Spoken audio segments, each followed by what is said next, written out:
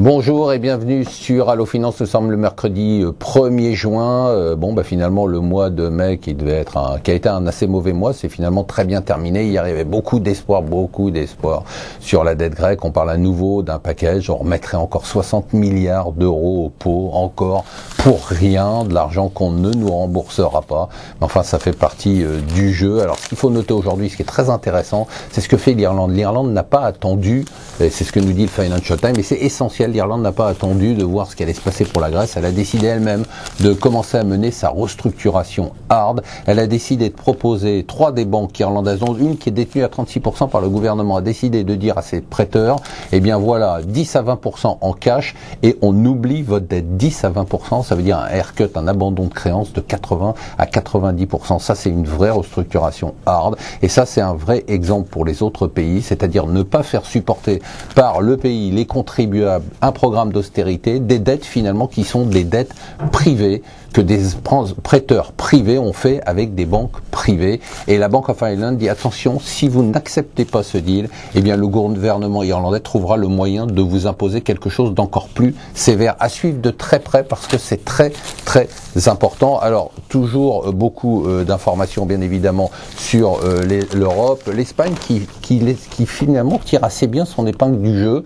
L'Espagne qui a réduit son déficit budgétaire de 53% par rapport à l'année dernière. Alors pendant que certains s'indignent sur la place principale de Madrid, d'autres travaillent à réduire le déficit. Alors lui, vraiment, il n'a vraiment pas honte. Mario Draghi, il sait plus quoi faire pour faire plaisir aux Allemands et montrer qu'il est plus allemand que les Allemands. Là, hier, il n'a rien trouvé de mieux que de cracher sur son propre pays en disant l'Italie n'en fait pas assez, l'Italie doit faire plus d'austérité, l'Italie doit plus se serrer la ceinture. Mario, ce n'est pas en collaborant que tu vas acheter ta place au sein de la BCE. Dossier intéressant, la Tribune trouve que la bourse plafonne. Alors pourquoi la bourse plafonne? C'est la une de la Tribune. Les explications, c'est crise des dettes souveraines et inquiétude sur la vigueur de la reprise. Puisqu'on parle d'inquiétude sur la vigueur de la reprise, eh bien il faut parler de la consommation en France qui a marqué le pas en avril, qui était en chute assez importante, la consommation des ménages. C'était attendu avec la hausse de l'essence et la hausse des matières premières alimentaires. Eh bien les Français sont cohérents et ils réduisent leurs dépenses parce que leur pouvoir d'achat est réduit. Ce sont des gens sensés. Aux États-Unis aussi, l'économie n'arrive pas toujours à redécoller. Et pour le Financial Times, il y a une seule explication, c'est l'immobilier qui ne redémarre toujours pas, avec des prix qui ont encore baissé de 4,2% sur le premier trimestre.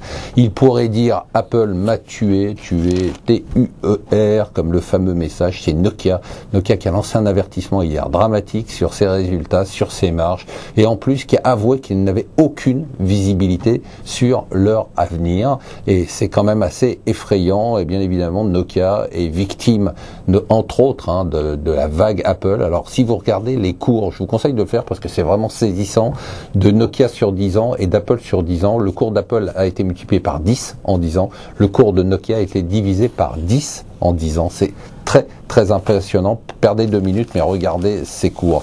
Alors, les Échos nous disent que bien évidemment, on commence, puisque c'est à la fin du mois de juin qu'il va y avoir l'arrêt du QE2, quantitative easing 2 aux États-Unis. Eh bien, on commence bien évidemment à se poser des questions. Qu'est-ce qui va se passer une fois que tout ça sera arrêté? Je vous rappelle quand même, ce qui est très surprenant, c'est qu'on s'attendait qu'avec l'anticipation de la fin du QE2, les taux américains à long terme allaient remonter. C'est logique, puisque la Fed a arrêté d'acheter des emprunts d'État. On ne sait pas qui achète des emprunts d'État, mais les taux sont quasiment au plus bas. On est descendu cette semaine à 3,05% hier, avec des emprunts américains qui sont très demandés. Mystère, on en saura plus dans les semaines qui viennent. Voilà, restez avec nous sur Allo Finance.